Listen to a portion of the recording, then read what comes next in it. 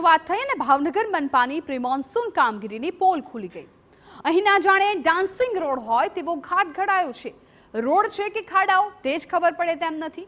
શહેરમાં ચોમાસાની શરૂઆતમાં વરસાદ પડતા ટોપ 3 સર્કલથી જતો રસ્તો અને દુખી શ્યામથી બાપા સર્કલથી ટોપ 3 તરફ જતા રસ્તાની હાલત અતિશય દયનીય છે।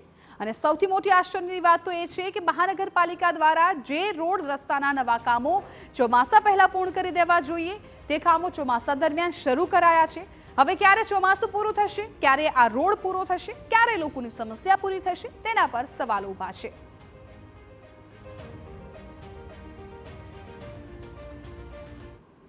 ટેન્ડર કરી અને આશરે 39 કરોડના ખર્ચે આ કામનું કામ શરૂ કર્યું છે।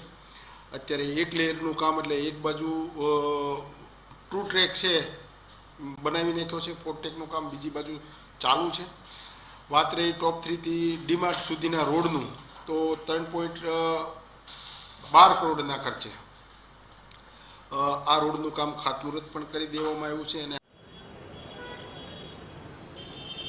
સ્ટેન્ડિંગ કમિટીના ચેરમેનને પૂછતા તેમણે જણાવ્યું કે આ બંને રોડ પર 39 કરોડ અને 3.12 કરોડના ખર્ચે મંજૂર કરી દેવામાં આવ્યું છે।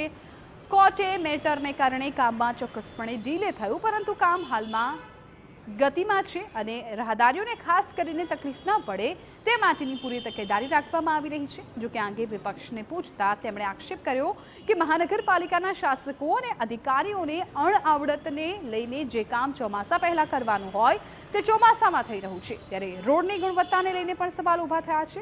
પ્રજાના લાખો રૂપિયા ખર્ચાઈ જાય તેના માટે જવાબદાર કોણ? આખા ગુજરાતમાં અલગ પ્રકારની વ્યવસ્થા ભાવનગરની છે।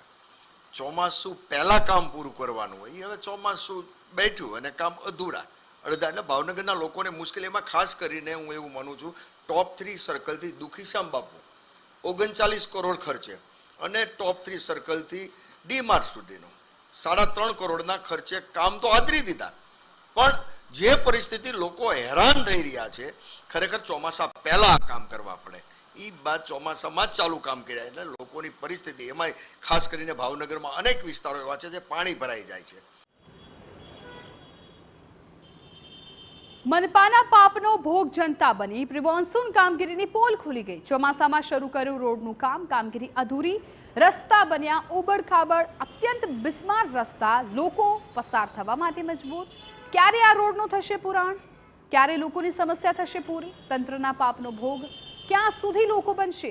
ટોપ 3 સર્કલથી જતો રસ્તો ખરાબ, આ તમામ સવાલો અત્યારે તંત્ર સામે થઈ રહ્યા છે।